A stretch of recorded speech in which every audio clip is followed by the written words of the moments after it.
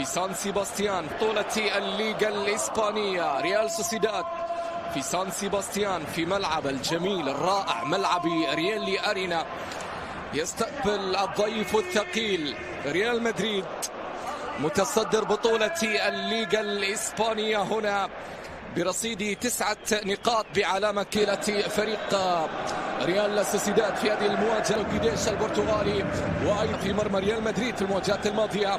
أويارثابال هذه المحاولة هنا الانطلاقة الله في مرمى ريال مدريد في المواجهات الماضية. أويارثابال هذه المحاولة هنا الانطلاقة الله على البداية. هنا البداية الهجومية السريعة كيليان يحاول كيليان خطيرة أرجع الله سوسيداد هنا بقيام الزمن. هذا هو المباراة الأول ما زالت سلبية خلف لمصلحة عناصر فريق ريال سوسيداد. يضغط مبابي ينطلق مبابي يواصل مبابي خطيرة الله 1-0 للملوك 1-0 للريال عن طريق كيليان مبابي.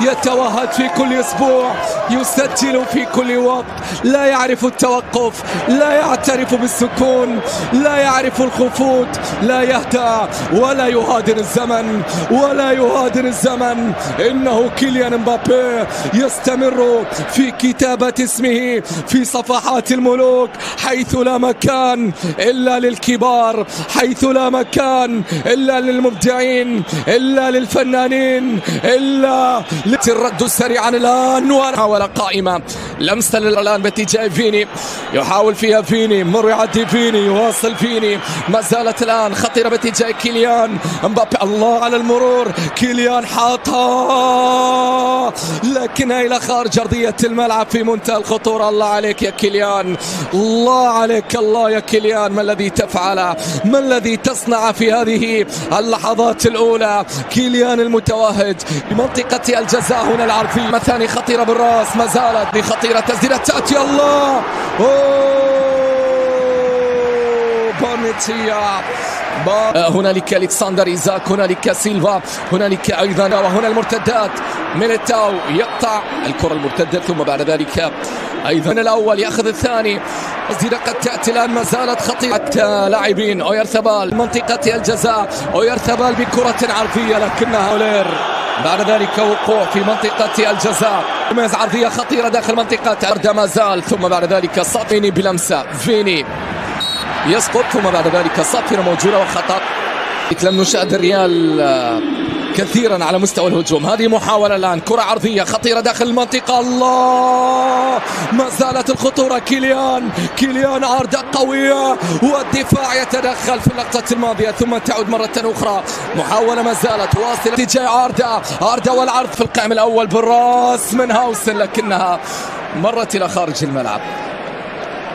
هذا هو هاوسن غونزالو يلعبها للأمام داني كارفاخال في التغطية دافيني لكن أيضا التغطية موجودة من أمامه إلى خارج الملعب. عرضية في القائم الأول بالرأس الله عليك الله يا ريميرو الله عليك يطلبها وصلت عادت إلى داني يحاول فيها داني خطيرة إلى دياز قوية ولكن مرة أخرى عرضية خطيرة داخل عتاه فريق ريال سوسيداد لكن هنا فيني ينطلق فيني يتوغل فيني خطيرة باتجاه كيليان ما زالت كيليان يحاول كيليان يتوغل لكن من أمامه ثم تعود مرتدة فيها سقوط وفيها بطاقة صفراء على هاوسن. نعم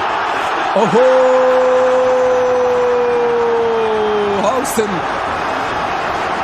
بطاقة حمراء خيل مانزانو يخرج البطاقة الحمراء يخرجين قريبة الله. العودة الآن كرة ملعوبة عرضية أمام منطقة الجزاء فيها لمسة ممتازة تمرير بعد ذلك باتجاه غونزالو قديش والعرضية ولكن انها اللقطة هنا المحاولة الله على المرور هنا الكرة غونزالو والانطلاقة لكنها ايضا التغطية خطيرة داخل المنطقة. الان تأتي العرضية ثم فينيسيوس ينطلق فينيسيوس يتقدم ثم ميليتاو ضعيفة وسهلة الى خارج الملعب ضربة الله فيني يترد سريعا للأمام عن طريق غونزالو قديش 1 على 1 هنالك سقوط وهنا فيني في الجهة اليسرى دي ممكن على مستوى وسط الملعب خاصة في الأدوار الدفاعية. العرضية خطيرة في الله، مدريدية ما زالت، بينية جميلة إلى كيليان مبابي، حاول فيها كيليان، الله على المرور، الله على التوغل، على العرضية، الله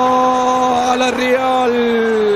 الثاني عن طريق أردا، الثاني عن طريق جولير. نعم يا أردا، جاء وقتك المنتظر وبدأت أيامك التي طال انتظارها، ويبدو أن شمسك مع الريال قد أشرقت يا أردا، قد أشرقت يا جولير. 2-0. كرة ملعوبة عرضية، تسديدة قد تأتي، بل هي عرضية في الجهة اليمنى لكنها بحث عن العودة. كرة ملعوبة عرضية، غونزالو جيديش، عرضية داخل منطقة أخرى واصلة عند فينيسيوس. فيني مر، كريستيان مبابي يصنع الفارق، مبابي يواصل توهجه، مبابي يواصل التسجيل هنا في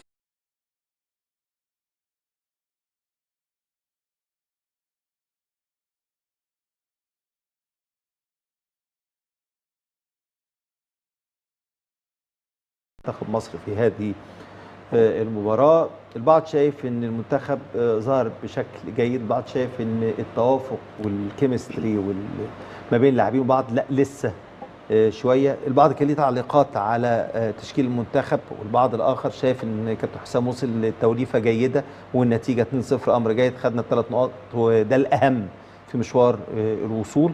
ولكن انا يهمني اعرف راي حضرتك ايه في هذه المباراه وفي اداء اللاعبين. اتفضل يا كابتن. طبعا مباراه زي دي بيبقى ليها حسابات وظروف خاصه اكيد. طبعا يهمنا الحصول على ال3 بونت، ودي كانت اهم حاجه علشان توصلنا في الترتيب الاول ب 19 نقطه، ان احنا نبقى محتلين ايه المركز الاول. المركز الاول. طيب احنا عندنا في بعض يعني مفيش ربط ما بين الخطوط نص الملعب والخط الامامي، دي كانت عامله لنا مشكله. طبعا حته ان انا العب باربعه في خط الهجوم دي صعبه جدا. طبعا الجزئيه الثانيه، هل انت ضامن الماتش فبتلعب هجوم؟ يعني فكره 4 في الهجوم دي يبقى انت مأمن تماما وعارف ان معلكش هجوم ومعكش ضغط على خط الدفاع بتاعك، فانت بتلعب هجوم مع 4 قدام ده كده. ما هي الفكره ان انا هو الراجل مستعجل على الفوز طبعا، عاوز يحسم بالظبط بدري. ومنتخب اثيوبيا كان بيلعب بقوه حماسيه زايده. يعني منتخب اثيوبيا طبعا المباراه بالنسبه له تحصيل حاصل، كان في رتم حماسي عالي جدا من بدايه المباراه لمنتخب اثيوبيا. تمام. جزئيه عدم التوفيق في المباراه دي هي اللي اخرتنا او بالطمانينه عن المباراه دي. الجزئيه مهمه جدا. طيب هنيجي في الجزئيه بتاعت المباراه بتاعت غدا ان شاء الله بتاعت بوركينا فاسو. لا لازم نرجع شويه لازم نركز شويه في التشكيل. يعني لازم الكابتن حسام حسن يبقى فيه تركيز اكتر في التشكيل لمباراه غدا، للمباراه غدا المسيريه. طب خليني اخدها منك واسالك،